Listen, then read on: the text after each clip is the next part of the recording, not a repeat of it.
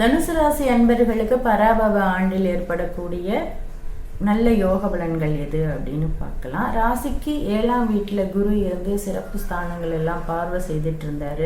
இப்ப ராசிக்கு 8ல மறையிறாரு. ஏதாவது கெடுதல் வருமானு பார்த்தோம்னா வராதுங்க. ராசிக்கு தனஸ்தானத்தை குரு பார்க்குறாரு. 2ஆம் வீடு, 4ஆம் வீடு, 6ஆம் வீடு என்று சொல்லக்கூடிய ஒரு நல்ல இடங்களை பார்க்க ஆரம்பிக்கிறாரு. அதனால கடன் மூலம் நல்ல முன்னேற்றம், தூர இடத்து வாழ்க்கையில முன்னேற்றம், வெளியூருக்காக போகணும்னு காத்துக்கிட்டு இருந்தவங்க, வெளிநாடு போகணும்னு காத்துக்கிட்டு இருந்தவங்க, அவங்களுக்கெல்லாம் இவ்வாண்டு உங்களுடைய முயற்சிகள் பலிதமாகும் அப்படின்ற ஒரு நல்ல அமைப்பு இருக்கு. உங்க ராசிநாதன் அப்படின்றவர் உச்சத்தன்மையை அடைகிறாரு. ஒரு கிரகம் மறையுது அப்படின்னாலும் அதற்கு ஸ்தான பலம் முக்கியன்றது ஜோதிட ஞானிகளுடைய கருத்து. அது ஸ்தான பலத்தோட சேர்ந்து உங்களுக்கு வருமான ஸ்தானத்தை பார்க்கும் பொழுது நல்ல செல்வ நிலையை அடைய போறீங்க அப்படின்றது தான்.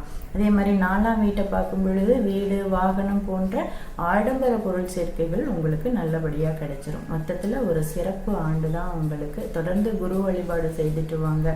உங்களுக்கு உங்கள் வாழ்க்கையில் தேவையான அனைத்து விஷயங்களுமே கிடைக்கும். கல்வி அது சார்ந்த வளர்ச்சியில் இருக்கக்கூடியவங்களுக்கும் நீங்கள் எதிர்பார்த்த அளவுக்கு கல்வி நிலை நல்ல சிறந்த அமைப்போடு இருக்கும்.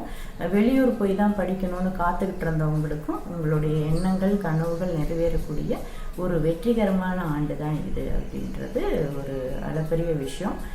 குழந்தைகள் வேணும், குடும்ப விருத்தி வேணும், அப்படி எது எதிர்பார்த்தீங்கனாலும் இந்த வருஷம் நல்லபடியாக கிடைக்கும். வாழ்த்துக்கள்.